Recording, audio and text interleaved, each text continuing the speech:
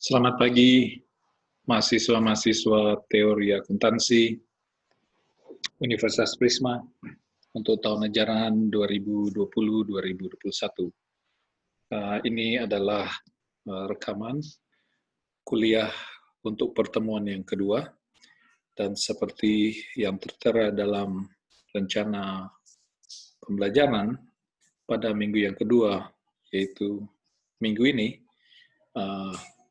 tujuan yang ingin kami capai adalah mahasiswa akan mampu untuk memahami teori akuntansi secara umum.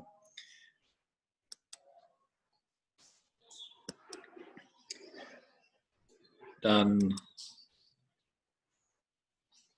materi yang akan di-cover atau dibahas pada minggu ini adalah 3 topik utama, yaitu yang pertama tinjauan umum tentang teori akuntansi, yang kedua akuntansi dan laporan keuangan, dan yang ketiga organisasi dan proses pembentukan standar akuntansi. Seperti saya sebut tadi, tujuan materi secara umum, Anda akan bisa memahami teori akuntansi, tetapi lebih spesifik lagi, bahwa selain memahami secara umum teori akuntansi, Anda juga bisa menganalisa dampak praktek akuntansi terhadap laporan keuangan, dan juga memahami proses pembentukan teori akuntansi dan organisasi yang terkait. Nah, untuk bisa mengukur apakah tujuan materi ini tercapai, ada 2 metode yang dipakai. Yang pertama akan ada kuis, ya, jadi kuis dalam bentuk pertanyaan yang harus Anda jawab, dan untuk mengukur apakah Anda sudah mencapai dua tujuan yang pertama ini, yaitu memahami secara umum teori akuntansi dan menganalisa dampak praktek akuntansi terhadap laporan keuangan, Anda harus mendapatkan angka minimal 75% dalam kuis tersebut. Kuisnya akan diberikan sebentar. Kemudian untuk mengukur apakah Anda sudah mencapai tujuan materi yang ketiga, yaitu memahami proses pembentukan teori akuntansi dan organisasi yang terkait, maka Anda akan diberikan tugas. Tugas ini adalah menganalisa dampak praktek akuntansi terhadap laporan keuangan. Ya, tugas ini akan diberikan dan Anda harus bisa mendapat angka minimal 75% untuk tugas tersebut. Ya, jadi untuk kuis tersebut Anda harus menjawabnya pada minggu ini. Kuisnya akan ditaruh di Google Classroom dan tugas itu harus dimasukkan minggu depan, pada tanggal pertemuan minggu depan. Nah, metode pembelajaran kita pada minggu ini mencakup kuliah yang akan saya sampaikan sekarang ini. Kuliah ini dibuat dalam bentuk rekaman video, kemudian diskusi, tanya jawab. Nanti Anda bisa melakukan diskusi ini melalui grup WhatsApp atau melalui email dengan guru-guru atau dosen-dosen terkait, yaitu saya sendiri dan Ibu Amelia. Kami akan gunakan kuis. Sebentar ada kuisnya yang harus Anda jawab di Google Classroom, dan juga tugas. Jadi inilah 3 metode pembelajaran pada minggu ini. Baiklah, kita langsung kepada materi pembahasan. Saya share PowerPoint saya, yaitu PowerPoint tentang teori akuntansi.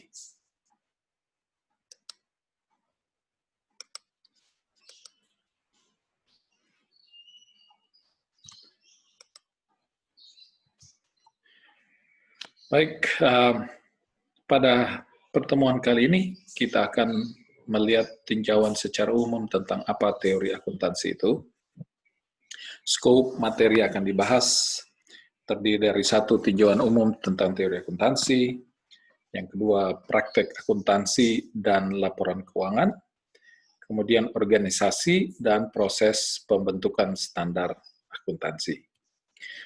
Oke, pertanyaan pertama yang tentunya muncul dalam benak kita adalah apakah accounting itu?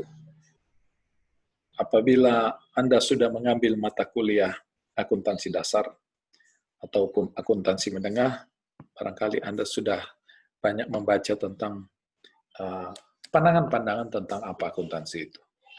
Dalam hal ini, akuntansi itu bisa dilihat sebagai sebuah seni, it's an art, ya.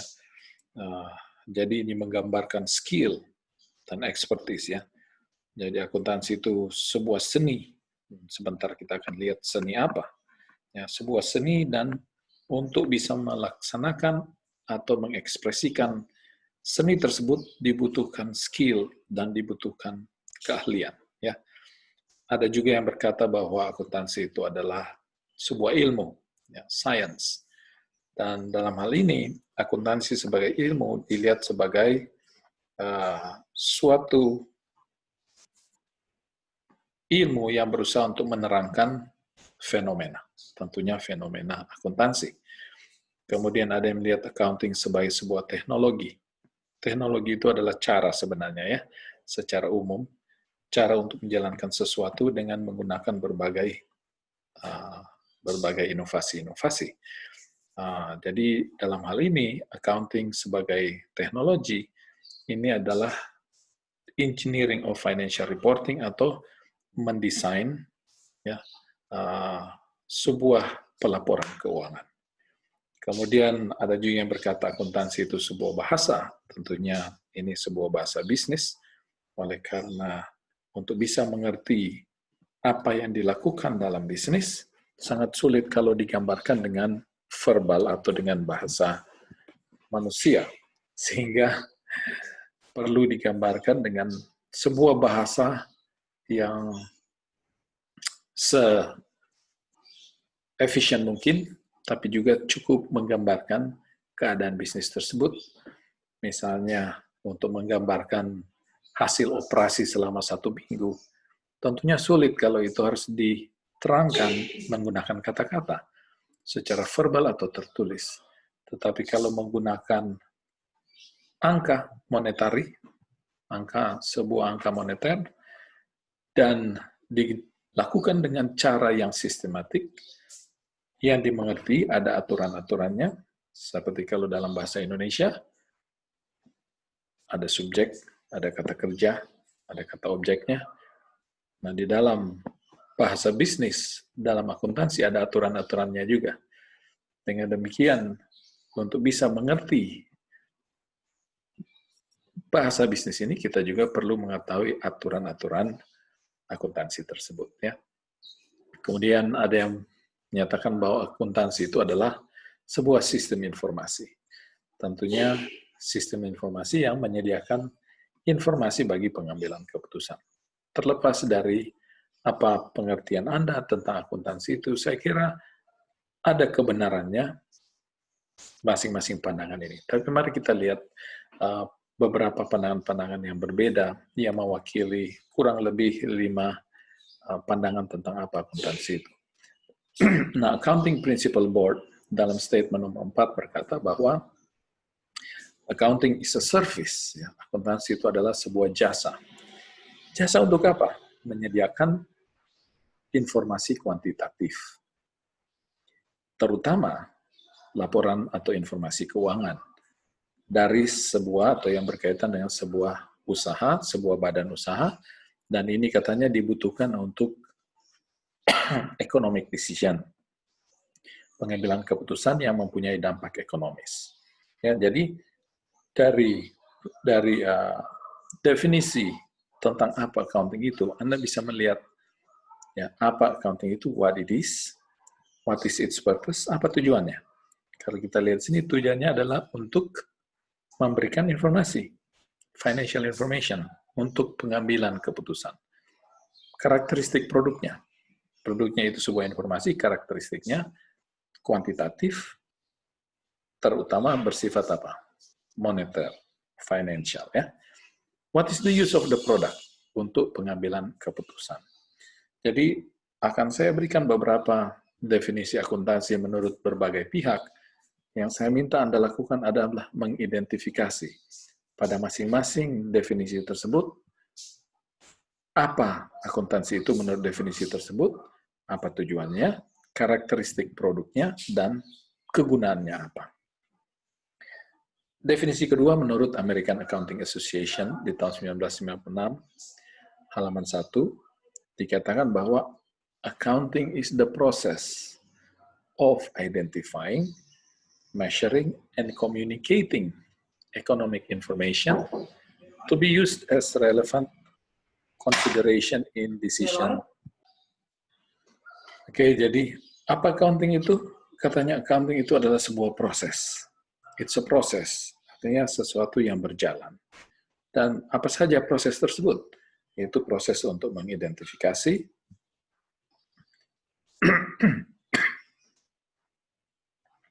proses untuk mengukur,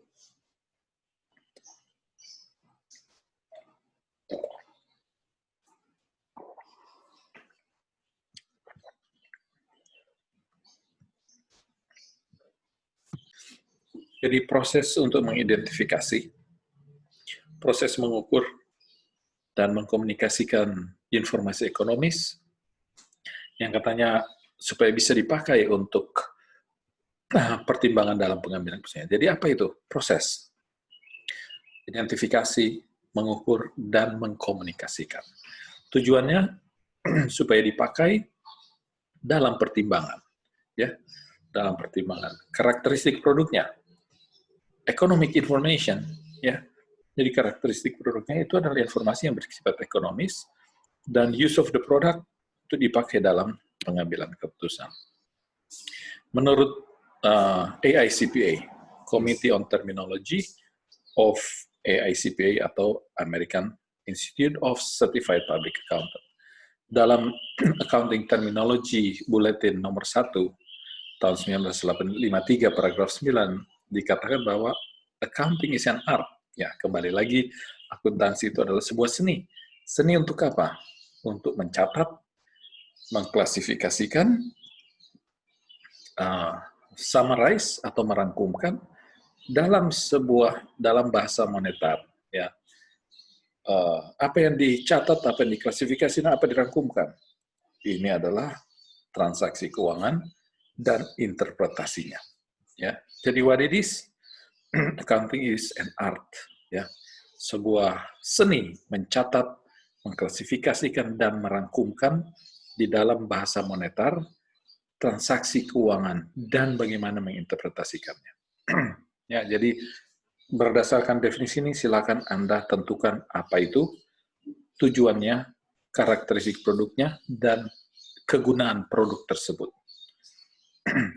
Kemudian salah satu definisi dari Paul Grady di tahun 1965 paragraf kedua, dia berkata bahwa akuntansi itu adalah sebuah body of knowledge, sebuah ilmu yang tujuannya berhubungan dengan secara sistematik menentukan awal atau asal mula, authenticate, ya, memastikan kebenaran, mencatat, mengklasifikasikan, memproses, summarizing, analyzing, ya summarizing artinya merangkumkan, menganalisa, dan menginterpretasi, dan menyampaikan atau mengkomunikasikan, supply ya, atau memberikan informasi yang bisa dipercaya dan signifikan tentang transaksi dan peristiwa-peristiwa yang berhubungan dengan operasi sebuah badan usaha dan digunakan untuk pelaporan.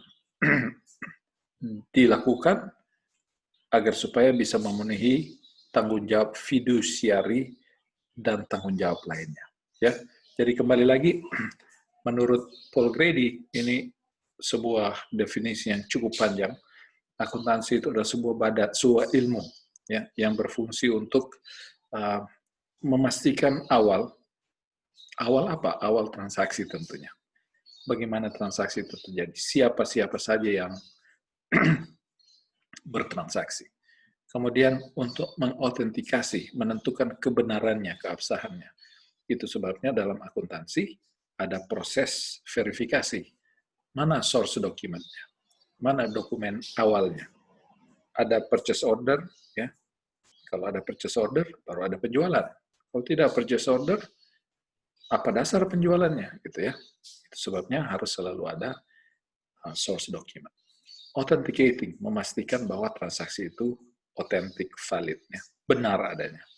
Kemudian mencatat, mengklasifikasi, memproses, merangkumkan, menganalisa, menginterpretasi, ya, dan menyampaikan informasi yang bisa dipercaya, dependable, tentang transaksi dan peristiwa yang berhubungan dengan operasi sebuah perusahaan. Dan dari situ dihasilkan laporan yang berguna untuk memenuhi kebutuhan tanggung jawab fiduciary management dan berbagai tanggung jawab lainnya. Jadi silakan dari definisi ini Anda tentukan apa accounting itu menurut Paul Grady, apa tujuannya, apa karakteristik produknya, dan penggunaan produk itu untuk apa. Kemudian menurut Brian McGee di tahun 1971, accounting is science of recording and interpreting financial transaction. Kembali lagi, saya kira ini mirip dengan satu definisi yang sudah saya sebut di atas, yaitu akuntansi is a science. Jadi menurut Brian McGee, accounting is science. Science itu adalah sebuah ilmu. Jadi sebenarnya agak mirip dengan Paul Grady ya, it's a body of knowledge, sebuah ilmu. Accounting is science, sebuah ilmu. Ilmu apa? Mencatat dan menginterpretasikan laporan atau transaksi keuangan, gitu ya. Jadi apa accounting menurut Brian McGee? What it is? Apa tujuannya? Apa karakteristik produknya? Di sini yaitu financial transaction. Gunanya untuk apa? Untuk menginterpretasi, ya. Kemudian menurut Littleton di tahun 1974, akuntansi itu katanya adalah sebuah teknologi. Ya, jadi di tahun 74 Littleton berkata bahwa accounting is a technology and has finally become a much improved instrument. Sudah menjadi sebuah instrumen, suatu alat yang lebih baik lagi. Untuk apa? For managerial control, untuk kontrol manajerial, in the interest of efficiency and profit. Jadi lebih luas lagi, Littleton ini berkata bahwa akuntansi itu akuntansi itu adalah sebuah teknologi, ya, yang berkembang menjadi sebuah instrumen, suatu alat yang berguna untuk kontrol manajerial. Tujuannya apa? Tujuannya supaya ada efisiensi dan profit. Nah, saudara-saudara kalau perhatikan kata efisiensi dan profit ini adalah performance. Dan itu sebenarnya adalah sebuah tujuan fiduciary, tanggung jawab fiduciary dari manajemen, yaitu mengelola aset, kapital atau modal dari pemilik modal agar supaya bisa menghasilkan profit. Ya. Jadi silakan Anda menentukan dari definisi ini apa accounting itu, apa tujuannya, apa karakteristik produknya, dan kegunaan produk itu. Jadi kembali lagi, yang ingin saya tanyakan bukan definisi orang. Yang ingin saya tanyakan adalah menurut Anda, setelah Anda mempelajari berbagai definisi orang-orang tadi, buat Anda apa accounting itu? Ya, masing-masing orang akan punya definisi accounting yang berbeda, tergantung pandangan Anda. Jadi ada 2 siswa di kelas ini, saya minta masing-masing Anda menentukan secara individu apa akuntansi itu. Dengan demikian, jawaban Anda untuk ini tidak boleh sama. Jawaban Anda itu harus berbeda. Karena Anda individu yang berbeda, punya pandangan yang berbeda. Kalau kebetulan jawaban Anda sama, it's okay. Tetapi Anda tidak boleh berdiskusi untuk menentukan apa akuntansi itu untukmu. Anda harus duduk sendiri, membaca apa definisi akuntansi, berefleksi, lalu menuliskan sendiri, what is accounting to you. Dan Anda harus bisa berusaha untuk menerangkan, describe, justify, ya, menjustify, membenarkan kenapa akuntansi itu adalah tanda kutip titik-titik untuk diri Anda. Ya, itu menjadi salah satu pertanyaan di dalam kuis. Mari kita lihat tentang teori. Kita bahas tentang teori akuntansi. Dengan demikian, kita barangkali perlu untuk review sedikit tentang apa sih teori itu. Nah, ada banyak pandangan-pandangan tentang apa teori itu ya. Ada yang berkata bahwa teori itu adalah anti-practice, artinya lawan dari praktek, gitu ya. Kenapa? Oleh karena praktek itu nyata, dilakukan, sementara teori itu tidak dipraktekkan. Dengan kata lain, teori itu abstrak, bersifat umum, tidak dipraktekkan, sementara praktek itu sudah dilakukan. Jadi teori itu katanya anti-practice, anti-praktek, atau lawan dari praktek. Karena sifatnya yang abstrak, isinya itu sebuah aturan-aturan umum tentang bagaimana seseorang atau sesuatu itu harus bertindak atau berperilaku, dan sifatnya normatif. Normatif artinya mengatur apa yang harus dilakukan. Ada yang berkata bahwa teori is a justification. Teori itu sebuah pembenaran atau membenarkan. Membenarkan apa? Membenarkan perilaku atau membenarkan sebuah fenomena. Jadi dengan kata lain, pandangan tentang teori sebagai sebuah pembenaran ini juga benar bahwa teori itu adalah sebuah deskripsi atau reasoning, alasan di balik sebuah fenomena terjadi. Jadi ini membenarkan atau menerangkan sebuah praktek. Misalnya, kenapa orang lapar makan, gitu ya. Diterangkan kenapa dia makan. Jadi ada teorinya. Misalnya, buah mangga yang matang putus dari gantungannya, jatuh. Ya, diterangkan dengan menggunakan teori kenapa itu terjadi. Jadi menerangkan fenomenanya. Agar supaya teori ini bisa digunakan sebagai pembenaran, maka teori itu harus logis dan rasional. Artinya orang bisa mengikuti secara logis, secara rasional. It makes sense, masuk akal ya. Should be sensible, harus masuk akal. Dan itu biasanya kalau dia logis dan rasional berarti dia make sense ya, masuk akal. Should be obvious, it's clear. Jadi dalam hal ini teori itu bisa diterima oleh orang karena jelas. Ya. Lalu yang ketiga, bisa juga teori itu dilihat sebagai sebuah scientific explanation, ya, menerangkan secara keilmuan. Agar supaya sebuah teori bisa dipakai sebagai scientific explanation,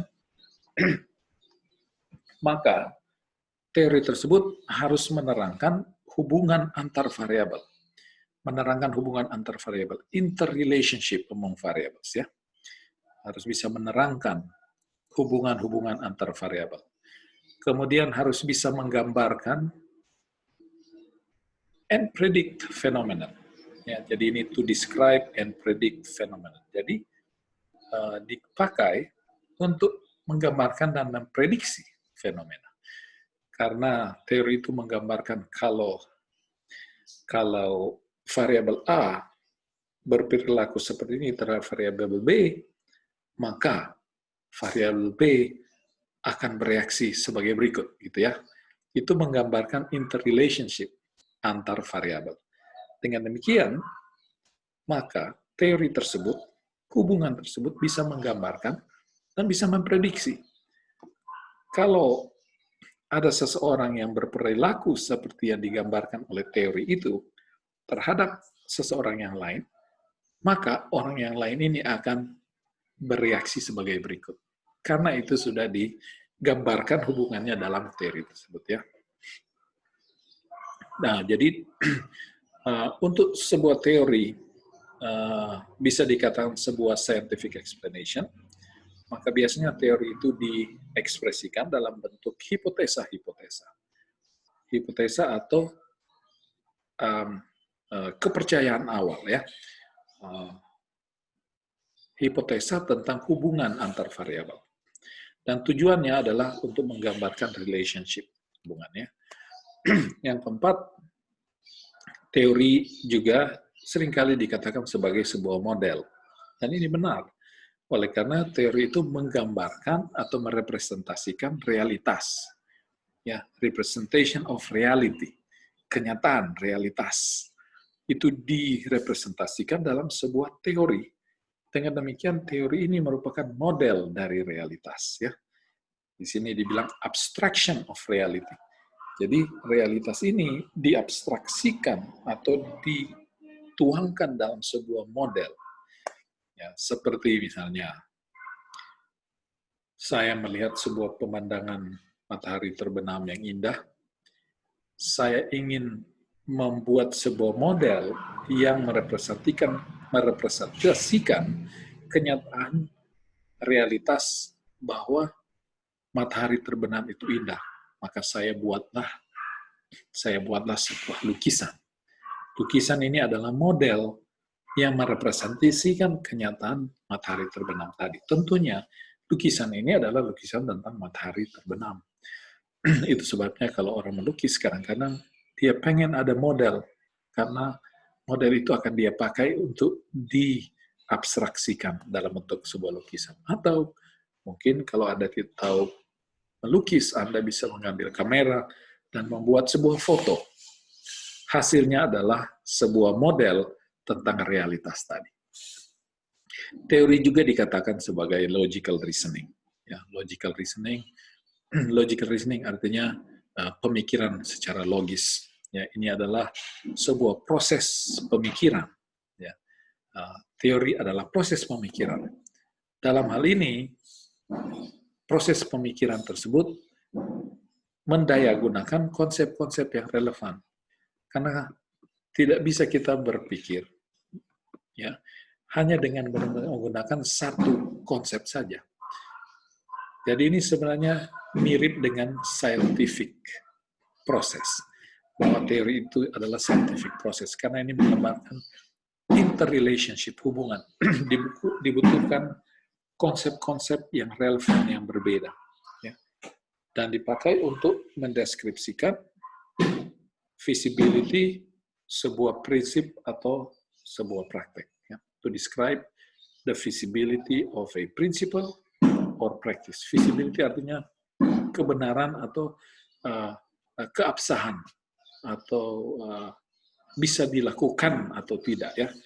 Jadi untuk menggambarkan apakah sebuah prinsip atau praktek bisa dilaksanakan atau tidak. Atau juga dipakai untuk menjustify, membenarkan dan mengembangkan satu prinsip atau satu praktek yang baru. Menurut Webster Dictionary tahun 1982, halaman 1 dikatakan bahwa teori itu adalah satu kumpulan, is a set of related principles. Sebuah kumpulan prinsip-prinsip yang bersifat hipotesa, ya, satu kumpulan prinsip-prinsip yang dituangkan dalam bentuk hipotesa, sifatnya konsepsual dan pragmatik. Ya, pragmatik artinya bisa dipakai untuk menerangkan sesuatu.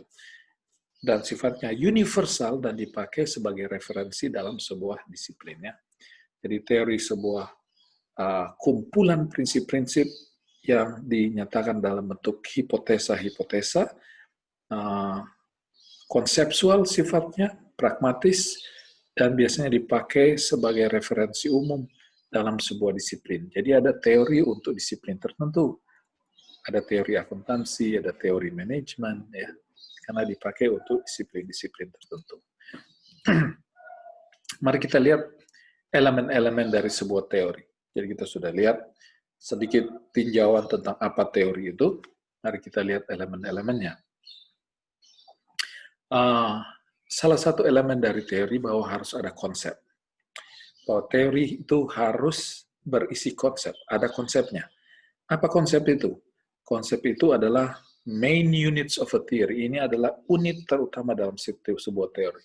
Jadi teori itu harus mempunyai konsep. Tujuannya, konsep itu ditulis dalam bentuk yang bisa digunakan untuk mengidentifikasi karakteristik atau mengidentifikasi fenomena. Ya. Semakin bagus konsepnya, semakin bagus teorinya. Ya. Dan sebuah konsep itu dibentuk dari ide. Jadi pada waktu Anda punya ide, Anda perlu menuangkan ide itu dalam sebuah konsep. Ya. Ide itu kalau tidak dituangkan dalam sebuah konsep, sulit untuk bisa dimengerti. Jadi konsep itu terdiri dari ide-ide. Ya. Dan seperti dibilang di sini, itu dipakai untuk mengidentifikasi karakteristik atau mengidentifikasi fenomena. Elemen yang kedua dari teori adalah dia berisi proposisi. Apa ini proposition? Proposition adalah kepercayaan, belief, ya, assumption. Dan proposisi itu menggambarkan hubungan antara konsep yang ada. Tadi dalam sebuah teori ada konsep-konsep dan proposisi itu menggambarkan hubungan di antara konsep-konsep ini. Sedikit saya mau garis bawahi lagi bahwa teori itu tidak harus berada dalam satu kalimat. Ya, teori itu tidak harus berada dalam satu kalimat. Perhatikan definisi dari Webster Dictionary. Theory is a set of related principles. Jadi, sebuah kumpulan prinsip-prinsip yang berhubungan. Ya. Hubungan konsep-konsep, kumpulan konsep-konsep yang saling berhubungan. Bagaimana hubungannya? Itu terlihat dalam proposisi. Ya. Terlihat dalam proposisi.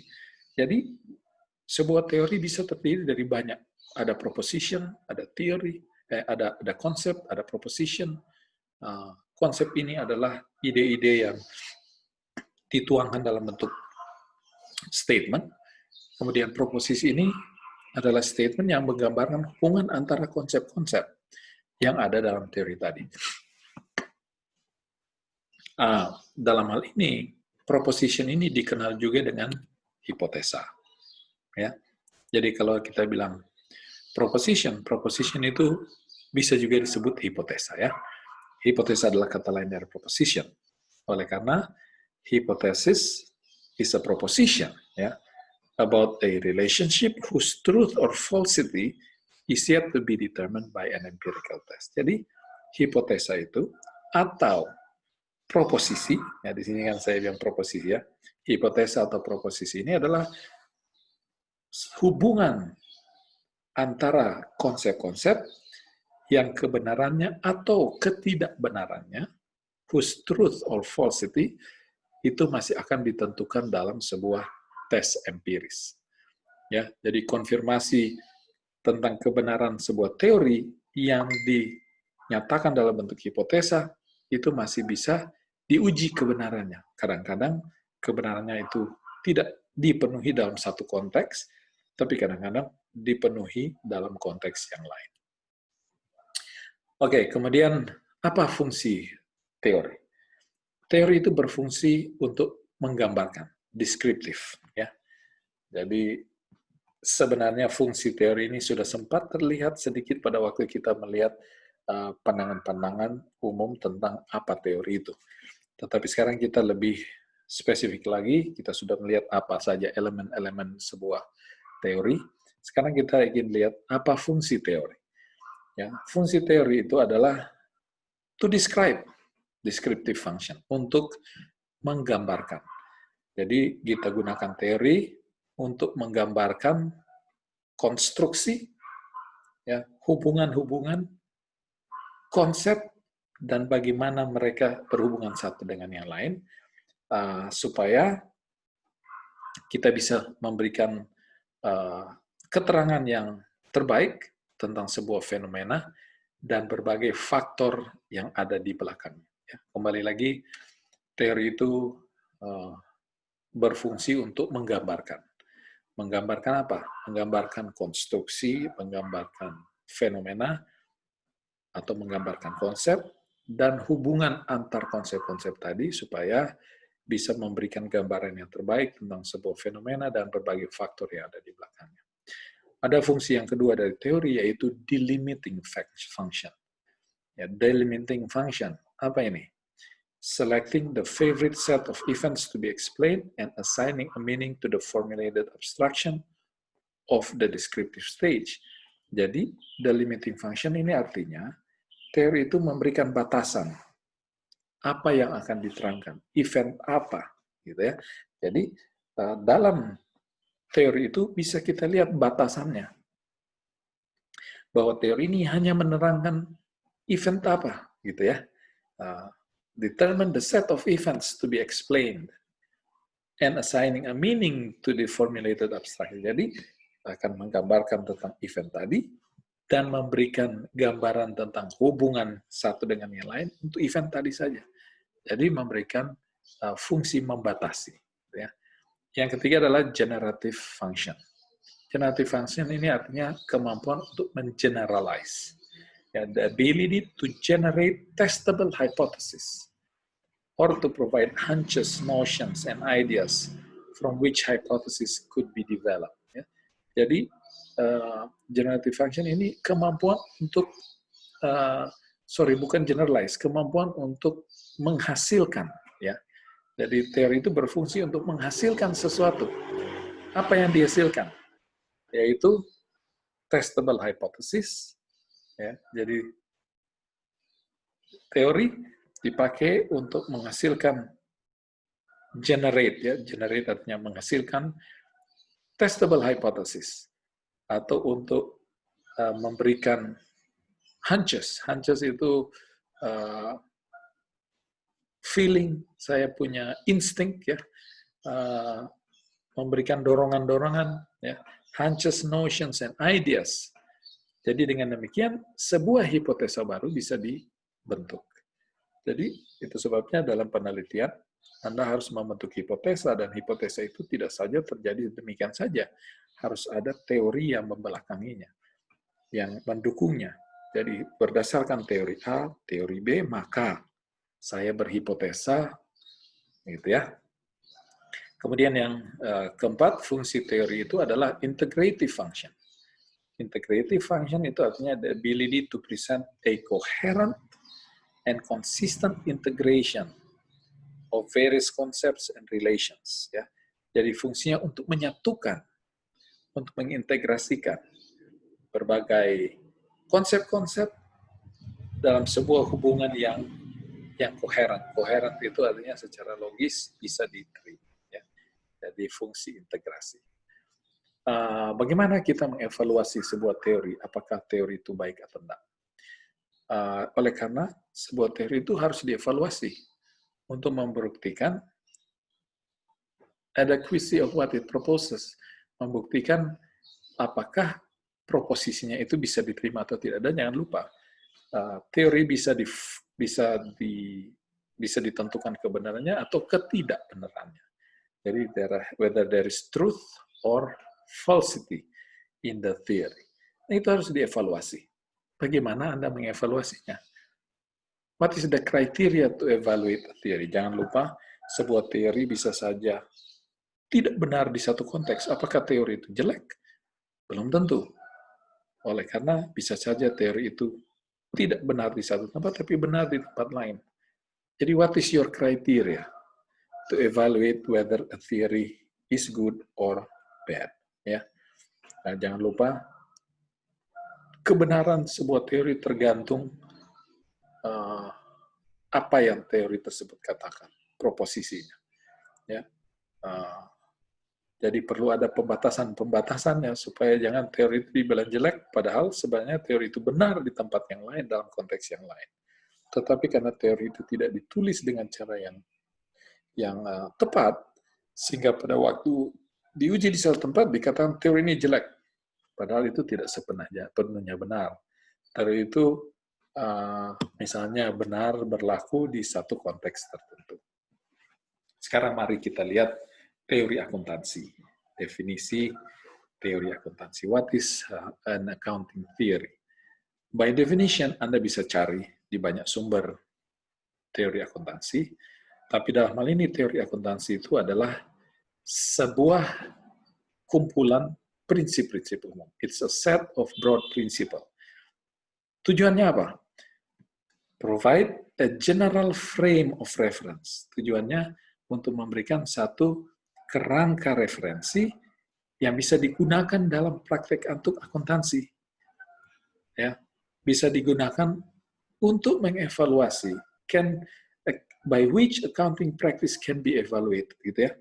Jadi accounting theory adalah kumpulan prinsip-prinsip umum yang digunakan sebagai kerangka referensi dalam mengevaluasi praktek akuntansi dan digunakan sebagai kerangka referensi untuk menuntun pengembangan praktek-praktek dan prosedur akuntansi baru. Gitu ya. Jadi teori akuntansi sebuah kumpulan prinsip umum yang dipakai sebagai referensi, kerangka referensi untuk mengevaluasi praktek akuntansi yang ada dan digunakan untuk menuntun pengembangan praktek dan prosedur akuntansi yang baru. Supaya bisa digunakan untuk tujuan tersebut, maka teori akuntansi itu harus bisa menggambarkan, explain, dan memprediksi fenomena akuntansi. Ya. Primary objective, tujuan dari accounting theory adalah untuk menyediakan basis. Dalam hal ini basis itu adalah kerangka referensi, ya, sebagai basis untuk memprediksi dan menerangkan perilaku akuntansi maupun menerangkan sebuah peristiwa. Harus ada 3 elemen dari teori akuntansi. Yang pertama, menggambarkan encoding of phenomenon to symbolic representation. Jadi, elemen mengkodifikasi fenomena tadi supaya bisa digambarkan dengan benar. Yang kedua, elemen manipulasi atau combination according to rules. Jadi ada kombinasi atau hubungan-hubungan antar prinsip-prinsip. Lalu teori akuntansi itu bisa ditranslate kembali lagi ke fenomena nyata. Jadi kembali lagi ya, kalau kita lihat sini, teori akuntansi sebenarnya ini menggambarkan prosesnya ya, bahwa teori akuntansi itu pertama di-encode berdasarkan fenomena, jadi observasi fenomena, setelah fenomena itu diobservasi, dicatat, di coding, ya, dalam sebuah model yang kemudian direpresentasikan dalam teori tadi. Nah, berbagai fenomena yang sudah diobservasi dan dicatat tadi, perlu dilihat hubungannya satu dengan yang lain. Jadi sudah ada konsep-konsep, ternyata kalau gaji itu kecil, gaji dasar kecil, tapi lebih besar bonus berdasarkan performance, ternyata produktivitas karyawan itu menjadi lebih tinggi. Itu fenomenanya ya. Nah, ini harus di-encode. Ya, di-encode, kemudian yang kedua, dilakukan kombinasi antara berbagai coding-coding tadi, berbagai konsep-konsep tadi, dilihat kombinasinya. Kita menciptakan hubungan antara satu dengan yang lain. Dengan demikian, teori itu terbentuk. Lalu, teori ini harus bisa ditranslate kembali lagi ke kenyataan hidup realitas. It should be translated back to real world phenomena. Bahwa memang benar,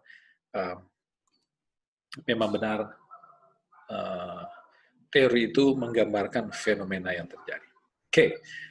Formation of accounting theories. Bagaimana teori akuntansi itu dibentuk? Accounting practitioners and researchers draw on different images of accounting to elaborate different theories of accounting. Jadi, teori akuntansi itu dibentuk berdasarkan persepsi, pandangan yang berbeda-beda dari para practitioner accounting dan peneliti-peneliti accounting. Jadi mereka melihat akuntansi dari sudut-sudut yang berbeda, membentuk pandangan-pandangan yang berbeda, kemudian dari situ dibentuklah teori akuntansi. Jadi teori akuntansi itu sangat dipengaruhi oleh pandangan-pandangan orang-orang yang terlibat dalam proses pembentukan teori tadi. Views of accounting, ada berbagai pandangan tentang accounting. Saya sudah sempat sebut tadi ya, accounting sebagai ideologi, sebagai bahasa, sebagai historical record, ya, catatan sejarah. Dan memang kalau Anda lihat laporan keuangan itu adalah catatan sejarah, catatan tentang operasi perusahaan 1 tahun yang sudah terjadi. Itu adalah sejarah yang periodenya 1 tahun, ya, tapi itu sebuah sejarah, ya, it's a historical record, catatan tentang apa yang terjadi di waktu yang lalu. Juga akuntansi itu menggambarkan economic reality, realitas ekonomis. Juga akuntansi sebuah information system karena tujuannya untuk menghasilkan informasi. Akuntansi adalah komoditi karena untuk bisa itu Anda harus bayar misalnya. Kalau Anda researcher, Anda perusahaan sekuritas, Bloomberg, untuk bisa melakukan analisa-analisa tentang sebuah perusahaan di pasar modal dan membuat rekomendasi beli atau jual, dia harus bisa membeli laporan keuangan tadi, informasi akuntansi. Jadi dalam kasus ini menjadi sebuah komoditas. Akuntansi as a methodology, ya ini agak susah juga dianggap sebagai akuntansi sebagai sebuah myth, ya. Accounting is rational, accounting as imaginary, tergantung dari pandangannya. Ya. Tapi terlepas dari pandangan-pandangan apa accounting itu, beberapa pendekatan terhadap pembentukan teori akuntansi itu dipakai. Ada 2 pendekatan umum. Yang paling besar yaitu yang pertama proses deduksi. Ya, jadi proses deduksi itu adalah proses pembentukan teori akuntansi yang bergerak dari umum to the particular, dari umum ke spesifik. Ya. Jadi basic proposition about accounting environment itu sifatnya umum, proposisi umum tentang akuntansi. Lalu dari proposisi umum ini turun menjadi prinsip, accounting principles. Lalu kemudian praktek, gitu ya. Ini deduksi. Proposisi umum, prinsip, baru kepada teknik atau praktek. Bagaimana untuk mencatat revenue misalnya, mencatat expense. Ya, jadi dari umum ke spesifik, ini deduksi. Nah, itu sebabnya di dalam teori akuntansi ada yang namanya conceptual framework. Ya. Nanti ada chapter khusus yang akan dibahas oleh Mem Lia, Ibu Amel, Mem Amel, tentang conceptual framework of accounting. Nah, conceptual framework of accounting atau kerangka konsep akuntansi itu adalah salah satu bagian elemen dari teori akuntansi. Ini menggambarkan akuntansi itu secara deduktif, ya, dimulai di atas. Di paling atas itu adalah objektif. Jadi tujuan laporan keuangan. Tujuan laporan keuangan ada paling atas, ini umum. Lalu dia turun ke bawah lebih ramping lagi, yaitu postulat-postulat yang dipakai. Postulat ini adalah proposisi, ya. Postulate, proposisi, belief. Ini adalah postulate yang menjadi dasar-dasar untuk bisa memenuhi tujuan laporan keuangan. Jadi tujuannya di atas, agar supaya tujuan ini tercapai ada asumsi-asumsi, ada postulate, proposisi. Kemudian di bawah postulate itu kita mencari prinsipnya. Jadi prinsip itu dikembangkan sesudah ada postulate. Di bawah postulate, levelnya level ketiga. Sesudah ada prinsip, baru ada tekniknya. Ya.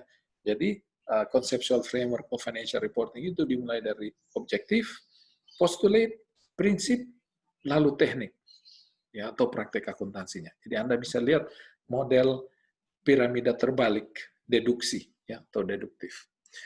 Kemudian yang pendekatan kedua adalah inductive approach. Jadi pendekatan induktif, ini ada 4 stage. Induktif itu dimulai dari bawah, ya, dimulai dari bawah. Jadi dimulai dengan mencatat observasi, recording of observation, kemudian analyze and classify observation to detect recurring relationship. Jadi mengobservasi detail-detail setiap peristiwa-peristiwa. Diobservasi setiap peristiwa-peristiwa terjadi, dicatat, lalu berbagai peristiwa yang sudah dicatat ini, observasi ini dianalisa, lalu mulai dilakukan klasifikasi. Observasi. Melihat pattern, pola, pengulangan-pengulangan. Diidentifikasi pola-pola dari berbagai peristiwa-peristiwa tadi. Oh, mulai ada terlihat pola-polanya, gitu ya. Setelah dilihat ada klasifikasinya, ya dari analisa dilihat ada klasifikasian, ada pola-pola yang diklasifikasikan bersama-sama, lalu dari situ dibentuklah derivasi induktifnya atau generalisasinya atau abstraksinya, ya. Jadi mulai dari berbagai macam observasi, dari situ dilihat pola-pola yang mirip, dibuat klasifikasinya, kategorisasinya, dari situ dibikinlah induksi, dibikinlah sebuah proses pembentukan abstraksi, generalization. Jadi dibuat sebuah statement yang bersifat abstrak, yang sudah menggambarkan keseluruhan peristiwa-peristiwa ini. Ya. Inductive derivation of generalizations and principles of accounting from observations that depict recurring relationship. Kemudian setelah dibuat generalization tadi atau inductive derivation-nya, dari situ kita uji kebenarannya, testing the generalization, gitu ya. Berbeda kalau tadi deduktif, general, ya, jadi objective financial statement, kemudian postulate, kemudian prinsip, kemudian praktek. Kalau induktif beda. Apa praktek-prakteknya di bawah? Apa yang dilakukan orang-orang di bawah? Dari situ kita analyze untuk melihat apakah ada klasifikasi-klasifikasi, ada pattern-pattern. Dari pattern-pattern ini kita bentuk sebuah abstraksi, menggambarkan hubungan antara berbagai pattern tadi, lalu kita uji abstraksi tadi atau teori tadi. Ya. Di luar dua pendekatan tadi, ada juga pendekatan yang berdasarkan ethical approach. Nah, ethical approach itu begini, pengembangan sebuah teori akuntansi yang menggunakan etis, nilai-nilai etis sebagai dasarnya. Apa saja nilai-nilai etis yang dipakai sebagai dasar pembentukan teori akuntansi? Konsep tentang keadilan, fairness. Oh, bukan. Justice itu keadilan. Fairness itu artinya fair, ya konsep adil juga ya. Unbiased, tidak bias, dan impartial. Jadi fairness, justice, equitable treatment of all interested parties. Jadi adil, equitable, ya fair, equitable, dan true, benar. Ya, jadi 3 prinsip etis approach ini dipakai dalam pengembangan praktek pengembangan teori akuntansi. Jadi dengan kata lain, teori akuntansi ini dibentuk berdasarkan isu ini. Jadi harus ada konsep-konsep tentang fairness, ya, yaitu unbiased and impartial presentation. Harus ada konsep equitable treatment of all interested parties, artinya laporan keuangan itu harus untuk semua pihak. Ya, jadi ini harus dinyatakan dalam teori tadi, bahwa produknya untuk memenuhi kebutuhan in all interested parties. Ya. Fair, unbiased, dan impartial. Lalu true, informasinya itu menggambarkan kebenaran, dan akurat. Ya, dan akurat. Jadi, pada waktu teori akuntansi itu dibentuk, konsep ini harus ada. Saya kira Anda bisa menggunakan induksi ataupun deduksi dengan mengadopsi ethical approach ke situ. Jadi, ya Anda bisa pakai deductive ethical approach, artinya kombinasi deduksi dan ethical. Anda bisa pakai inductive ethical. Jadi, induktif tapi memasukkan konsep etis dalam prosesnya. Ada juga pendekatan sociological approach, social welfare, yaitu akuntansi itu ditujukan untuk mendapatkan social effect yang positif, untuk menghasilkan kesejahteraan sosial, gitu ya. Jadi kembali lagi Anda bisa menggunakan deductive ethical sociological approach, ya. Karena dengan demikian memang teori akuntansi menyatakan bahwa tujuannya untuk social welfare. Kalau Anda memasukkan social approach, maka Anda memasukkan social welfare atau kesejahteraan sosial sebagai salah satu tujuan praktek akuntansi tadi, gitu ya. Jadi Anda bisa mengkombinasikan deduktif dan induktif ini dengan ethical dan sociological approach kalau Anda mau. Nah, socio-economic accounting ini konsepnya adalah mendorong bisnises, usaha-usaha yang berfungsi di pasar bebas, free market system, untuk mempertanggungjawabkan dampak dari aktivitas produksinya terhadap lingkungan sosial melalui proses pengukuran, internalisasi, dan pengungkapan dalam pelaporan keuangannya. Jadi dengan kata lain, socio-economic accounting ini adalah salah satu bisa dibilang approach terhadap praktek akuntansi yang mengatakan bahwa semua bisnis entity yang berfungsi di pasar bebas ini dalam kegiatannya, dalam kegiatan usahanya untuk menghasilkan produk atau services, itu harus mengukur, menginternalisasi, dan mengungkapkan dampaknya, operasinya terhadap lingkungan sosial. Nah, ini yang menarik sini adalah internalization, artinya dampak terhadap lingkungan sosial itu harus diinternalize, harus diabsorb, diserap oleh organisasi tadi. Nah, ini menarik ya. Nah, kalau di akuntansi secara umum tidak dibilang dampak terhadap environment itu harus diabsorb atau diserap oleh organisasi. Tetapi dalam socio-economic accounting jelas dibilang bahwa di dalam berfungsinya sebuah business entity di pasar bebas, maka dampak dari kegiatan operasionalnya itu terhadap lingkungan sosial harus diukur. Setelah diukur, dia harus internalize, artinya harus diabsorb, diserap oleh organisasinya. Tidak boleh di eksternalisasi kepada orang lain. Tidak boleh dampaknya itu masyarakat yang menanggung. Tidak boleh dampaknya itu pemerintah yang menanggung. Ya, tetapi harus ditanggung, harus diinternalize oleh perusahaan tadi. Dan harus diungkapkan dalam laporan keuangan. Ada juga economic approach. Economic approach ini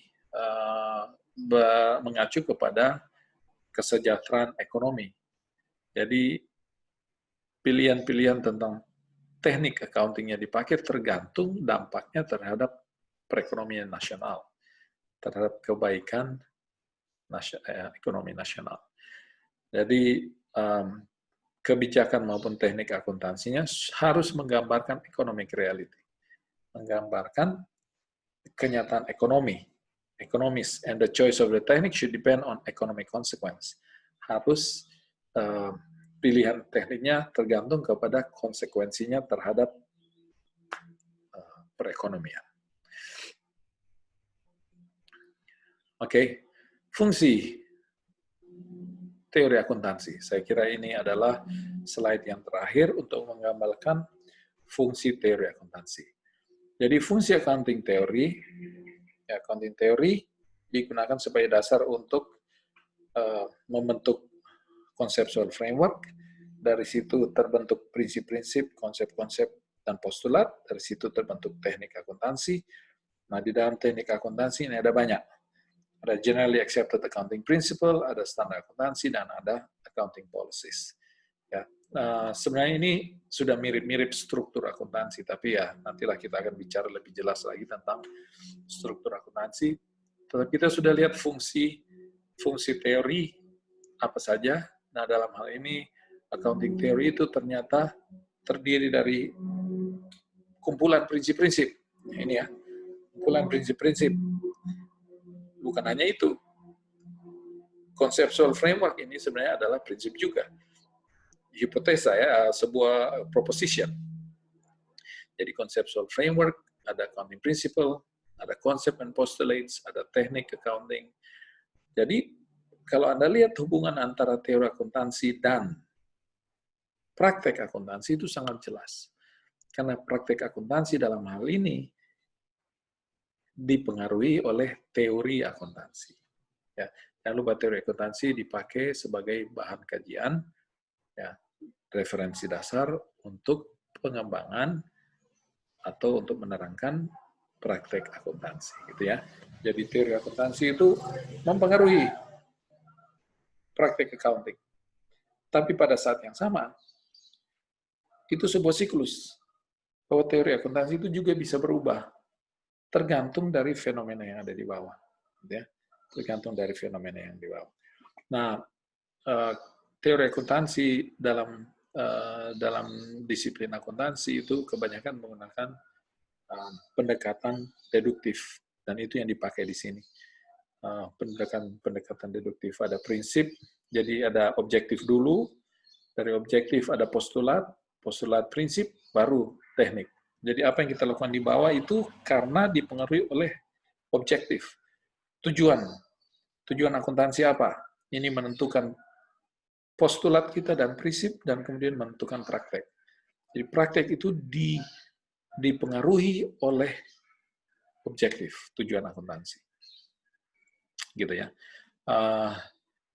Dalam banyak ilmu lain, ada juga induktif. Induktif itu teori akuntansinya itu dibentuk tergantung apa yang terjadi di bawah. Jadi berdasarkan observasi. Tapi kalau dalam akuntansi itu dipengaruhi oleh objektif dulu. Apa tujuannya? Karena apa yang kita akan lakukan harus didikte oleh tujuan. Gitu ya. Kalau kita mau pilih sebuah praktek B yang ternyata bertentangan dengan tujuan, praktek itu jadi salah. Gitu ya. Jadi praktek yang dipilih, yang dinyatakan dalam standar akuntansi itu ditentukan, dipengaruhi oleh tujuan tersebut. Oke, kembali lagi, seperti saya sebut tadi, Anda bersiap-siap untuk kuis dan bersiap-siap untuk tugas. Ada satu bagian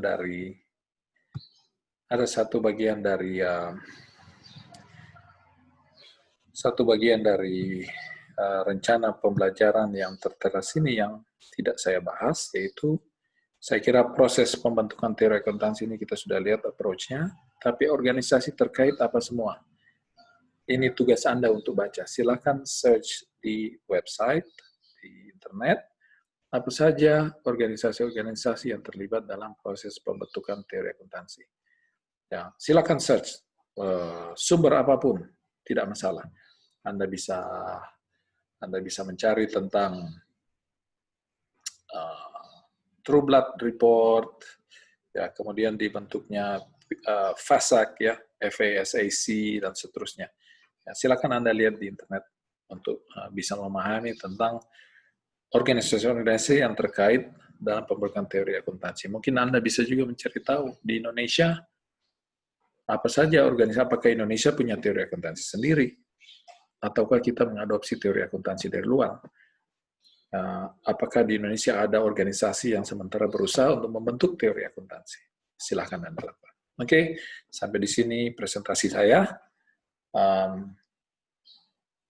Semoga ini berguna, dan jangan lupa nanti ada kuis yang akan ada di Google Classroom yang harus Anda penuhi. Terima kasih.